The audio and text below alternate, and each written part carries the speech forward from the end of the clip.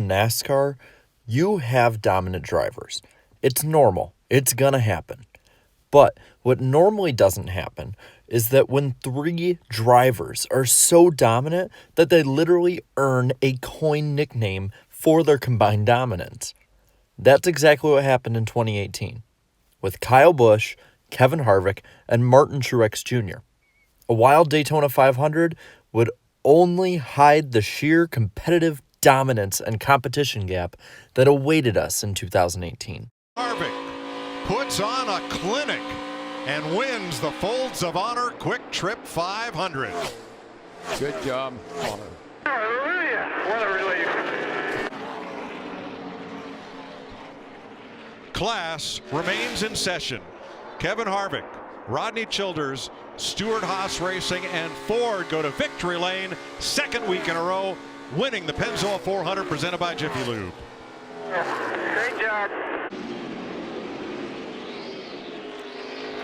Off turn 4, Happy Harvick gets his 40th career win and his 9th at Phoenix. How about that, boys? That's how you rebound and just show them how it is right there. Kevin Harvick was the first to jump out and get 3 consecutive wins to start the year.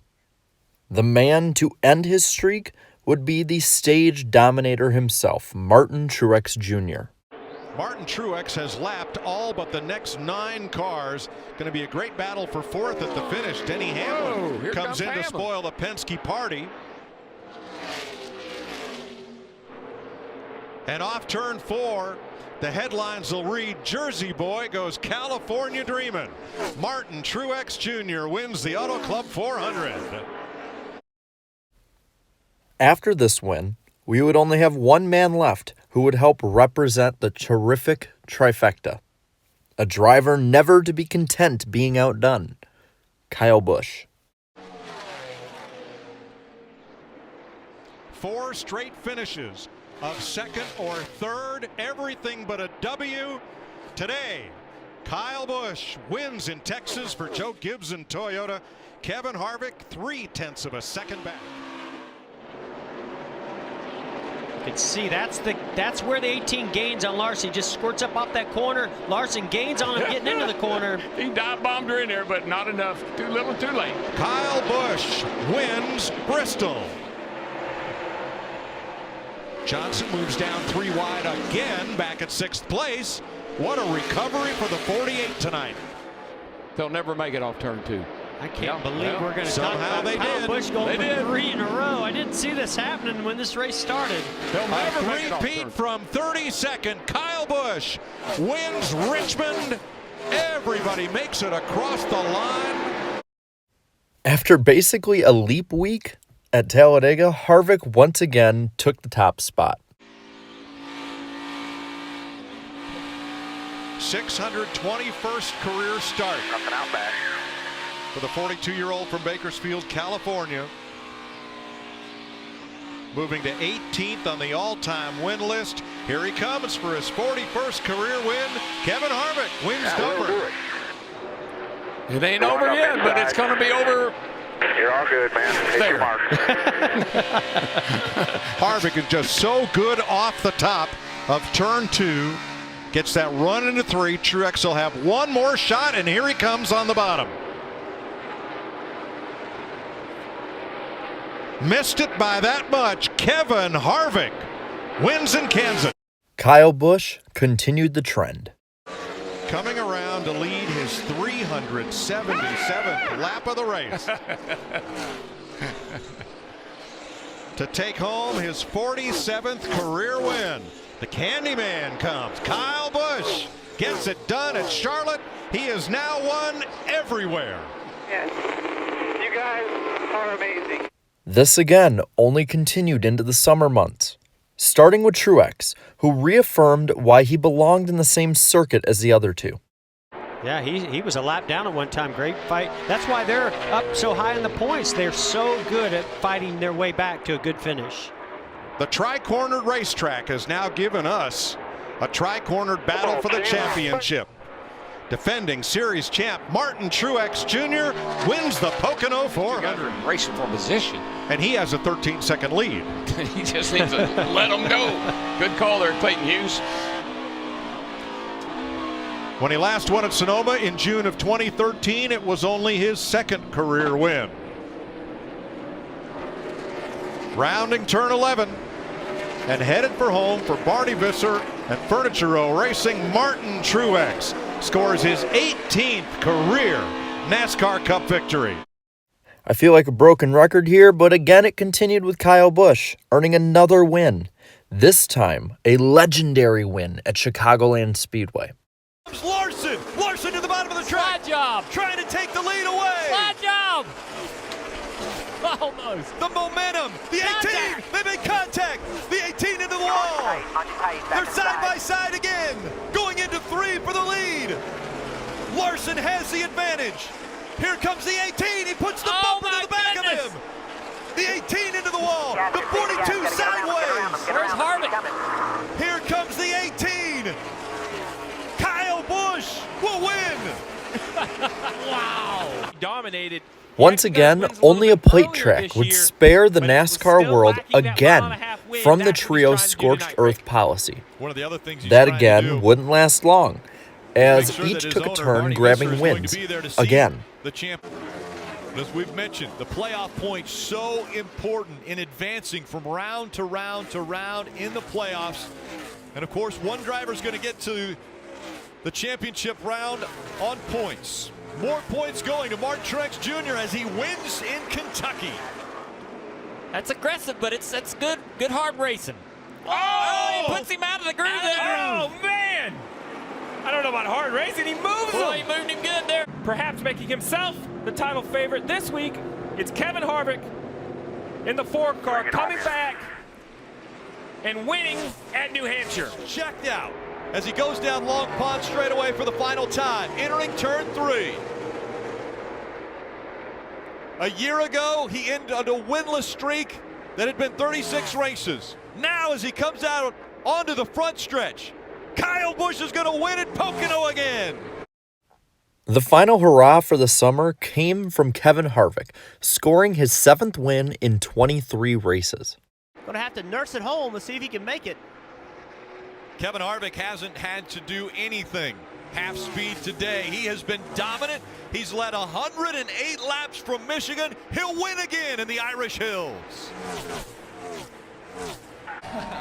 Well, he's asked me for a couple days that he said, Daddy, if you win, I want to go across the track and get the checkered flag. So pretty cool to be able to watch him do that. You gotta wave it. Wave it. Keelan, first checkered flag for Keelan, and now his first ride to victory. The post-race for the win was a touching moment, and it set the table for how the playoffs would restructure the season. Even with 2 consecutive Brad Keselowski wins, no one could stack up with the Big Three, making the first round of the playoffs inconsequential, as they just basically needed to fight for more bonus points, a feat accomplished at Richmond. Final lap from Richmond Raceway. Kyle Busch looking for his 50th career win in the Monster Energy Cup Series. And more importantly, the ticket to the second round. Kyle Busch is going to sweep the Richmond races. This would be the only time in all of the 2018 season that the Big Three actually finished 1, 2, 3. After this, only left more bonus points still for grabs at the Roval. Truex was looking to capitalize, as he just had to hold off a desperate and hungry for a victory Jimmy Johnson. 7 points to the good, so he may not afford it, but look, he's there. What a great corner. Here they come through the final banked curve at Charlotte Roval. Now he goes to the inside. Here comes Jimmy Johnson. Oh! Locks the brakes up. Oh, he's And he's going to slide. He slides through the middle. Truex gets tagged. Now it'll be a fight for the finish line. Ryan Blaney in the 12 will win. Even with the miss, the Big Three were still intact as title favorites heading into the second round of the playoffs. Even having relative struggles, the big three were all able to be over 30 points over the cut line after Dover. Talladega threw the biggest possible wrench into this group, as each finished 23rd or worse. Harvick and Busch were both near locks, but Truex, on the other hand, was only in by 18 points, which could be made up in 2 stages. A far cry from safety. Also, being the first time all year that he would have to be on the hot seat with any adversity. Well, the hot seat must have been the fire that was burnt under him, because he went into Kansas and finished 5th, advancing easily. This led to the most season-defining stretch of races, the round of 8. This would start at Martinsville. The big three drivers ran up front, as they always do. Kevin Harvick ran in the top 10. Kyle Busch ran the top 5 and led around 100 laps. But the attention was on the other member of the big three, Truex again, who, mind you, was working on passing leader Joey Logano. And he worked lap after lap after lap after lap on the yellow 22, until finally he cleared him. That leading to probably the most defining moment of the season. Short track win, as well as a trip to Miami to try to defend his championship. The 2017 champion, will he get the bumper? Yes, he does. Here comes Logano. Logano on the inside, a drag race, they're sideways, and it's going to be Logano getting the win. Thumbs up from Joey Logano, but Martin Truex Jr. thumbs down. Let's hear from him. He's with Parker. Right, Rick, he was joining in with the crowd booing there. So, Martin, you heard the boos. You heard what Joey had to say. What's your thoughts on that move at the end? He may win the battle, but he ain't win the damn war. Truex's words would be remembered for the remainder of the season, as Logano's win locked him up in one of the final 4 spots. If the big three was going to make it as one group, they would need to close out the remaining 4 playoff drivers from victory. A challenge that Kevin Harvick must have taken to heart. Greatest seasons of his life, looking for his 8th win of 2018. And more importantly, a secured spot in the championship board for another chance at a championship. Harvick wins at Texas. The wins seemed to be Harvick's dominant return to championship form at the right time of the season. That was until the 4 was found to have failed inspection. And for this, NASCAR stripped him of his final 4 position. Meaning that heading into Phoenix, none of the big three were officially locked into the final 4. While Busch and Truex looked safer, Harvick's 40-point penalty put him only 3 points over teammate Kurt Busch and only 17 points over Chase Elliott. But in one accident, the fates of those challengers and the big three were sealed. Enough, but he's still on the outside of that 20. The 20 gets loose. 20 loose. Here comes the 18. Kyle Busch. What a Standing into restart. the side of the 41. The 41 in the fence. And now they're sideways. The 11 goes down.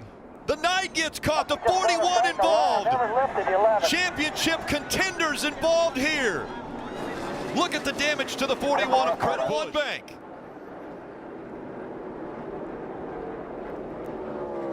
Kyle Busch looking for his 8th win of 2018.